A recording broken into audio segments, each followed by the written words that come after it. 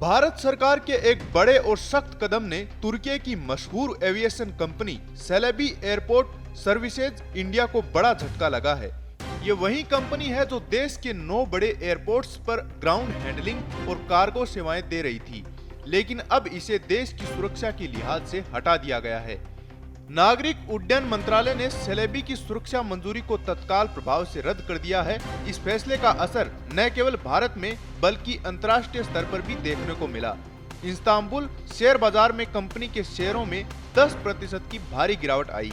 बीते कुछ दिनों में कुल मिलाकर लगभग 30% तक की गिरावट दर्ज की गई है।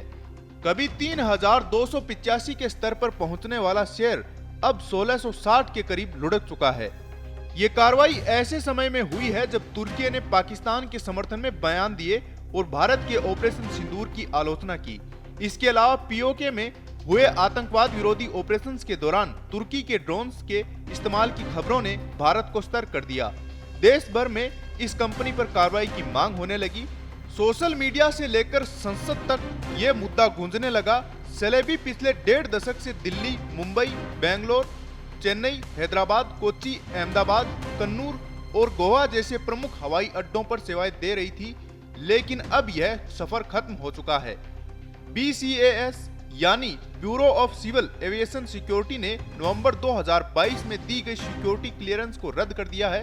इसके बाद दिल्ली एयरपोर्ट ने भी सेलेबी से संबंध खत्म कर दिए हैं। अब वहां एसेट्स और बर्ड ग्रुप जैसी कंपनियां यात्रियों की सुविधाओं का जिम्मा संभाल रही हैं। इस पूरे विवाद पर सेलेबी इंडिया का बयान आया है। कंपनी ने कहा कि उसका तुर्की सरकार से कोई संबंध नहीं है, वह एक निष्पक्ष और पारदर्शी संस्था है। हालांकि खबरें हैं कि तुर्की राष्ट्रपति एर्दोगान की बेटी सुमैया एर्दोगान कंपनी में हिस्सेदार रही हैं, लेकिन कंपनी ने इस बात से भी इनकार किया है। केंद्रीय राज्य मंत्री मुरलीधर मोहोल ने कहा कि भारत की सुरक्षा सर्वोपरि है और अगर कोई कंपनी इससे समझौता करती है तो उस पर कार्रवाई तय है। भारत ने साफ कर दिया है जो कंपनियां यहां कारोबार करेंगी उन्हें भारत की संप्रभुता और सुरक्षा का सम्मान करना ही होगा। चाहे रिश्ता कितना ही पुराना क्यों न हो, देश हित के आगे कोई समझौता नहीं किया जाएगा।